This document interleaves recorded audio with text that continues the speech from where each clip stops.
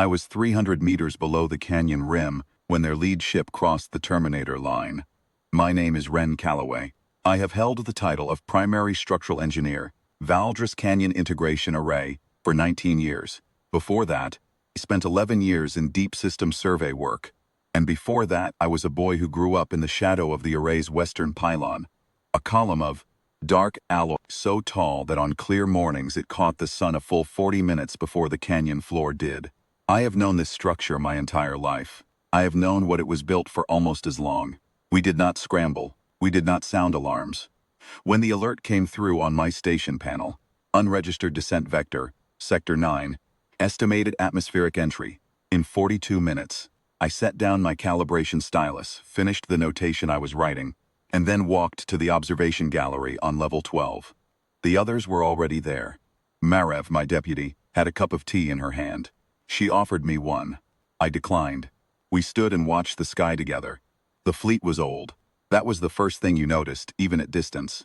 The lead vessel's hull geometry was wrong in the way that ancient things are wrong, not broken, shaped by a thinking that predated the conventions we'd long since standardized.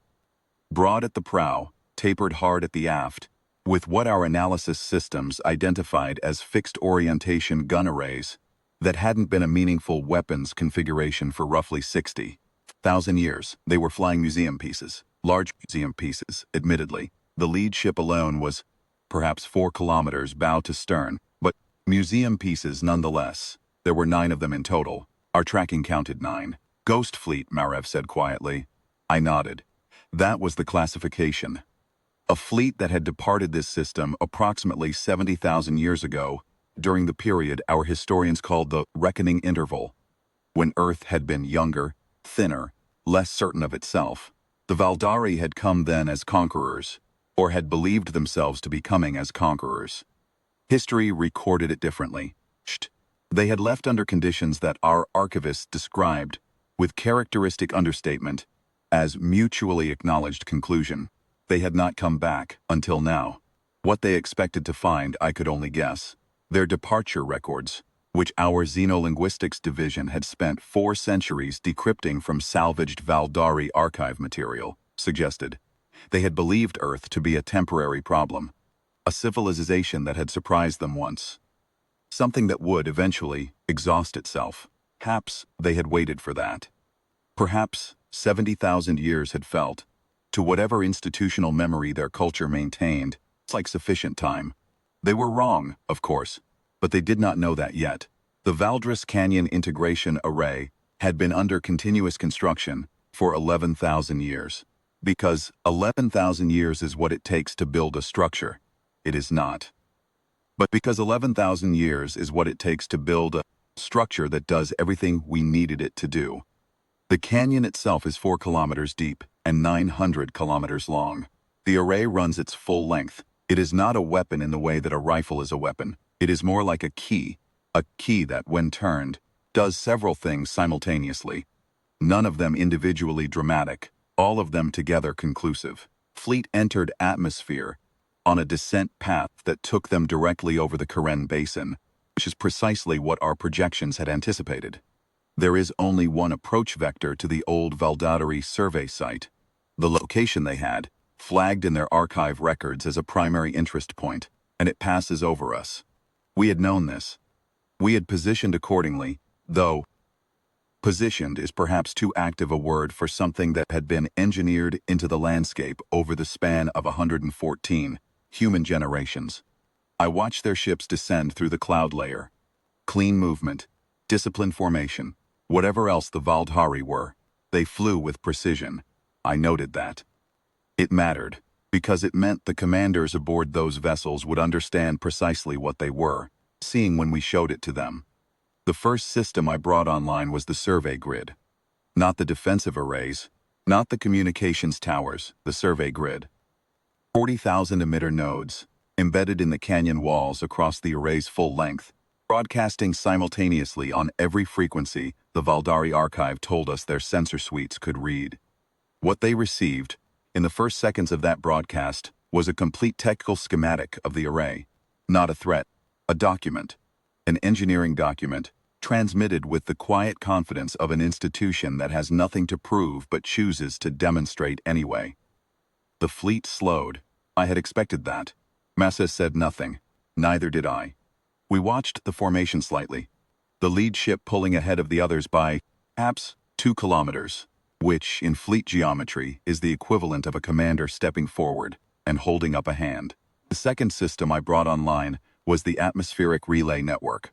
212 orbital stations synchronized in low pass, each one painting the sky above the fleet with broad-spectrum acknowledgement signals. Not aggressive, not targeted, merely present, merely demonstrating that the sky above them was occupied, had been occupied, and was occupied with intent. 3 of the 9 ships began a gentle retrograde burn. The commander of the lead vessel, whoever they were, was doing arithmetic. I respected that.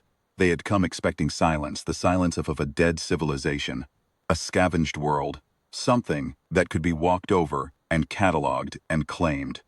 Instead, they had found a survey grid that knew their sensor frequencies. Instead, they had found 212 orbital stations performing coordinated passes with the kind of timing that is only possible when the entities doing the timing have been practicing for a very long time. 70,000 years is a very long time. Third system was the only one that could be called, in any honest sense, a weapon.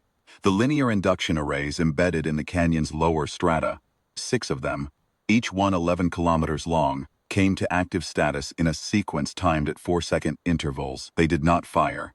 They simply activated, which our sensors showed would be visible to the fleet as a thermal bloom of a very specific and very readable character. The kind of bloom that a competent military analyst looks at and understands immediately. The retrograde burn on the 3 ships became a full reversal. The lead ship held position for 117 seconds. I counted them. Then it, too, began to turn. I could have opened a communication channel. We had the frequencies. We had the linguistic keys. 4 centuries of xenolinguistic work, sitting patient in our archive systems, precisely for this moment. I chose not to. Not out of coldness, though a younger version of myself might have been tempted by coldness. Chose not to, because there was nothing left to say that the array had not already said. They had come for a dead world. They had found 11,000 years of continuous engineering, 40,000 survey emitters that knew their frequencies by name, 212 orbital stations, and 6 linear induction arrays warming in a canyon below them. The conversation was complete. The fleet departed our atmosphere 48 minutes after first contact. Clean, orderly, disciplined. I will give them that. They flew the same tight formation on the way out that they had flown on the way in. The lead ship held its position at the rear of the formation until every other vessel had cleared the outer atmospheric boundary, and then it followed. I watched them go until the tracking panel showed clear sky, and then I turned back to my workstation. There was still a calibration to finish. Marev asked me once, years later, whether I had felt anything in those 48 minutes. Triumph, she meant, or relief or vindication. I told her the truth. What I felt was something much quieter than any of those. It was the feeling of a thing working exactly as it was designed to work, after 11,000 years of being designed. It was the feeling of a people who had looked at a problem, a vast, uncertain generational problem, and had said collectively, across 114 generations, we will not leave this to chance. We will not hope that they do not come back. We will build. We will calibrate. We will hand the drawings to our children and tell them to keep building, and their children after them, until what we have made is large enough, and patient enough, and precise enough that the answer it gives, when the moment comes, requires no translation and no enforcement and no further conversation. That is what I felt.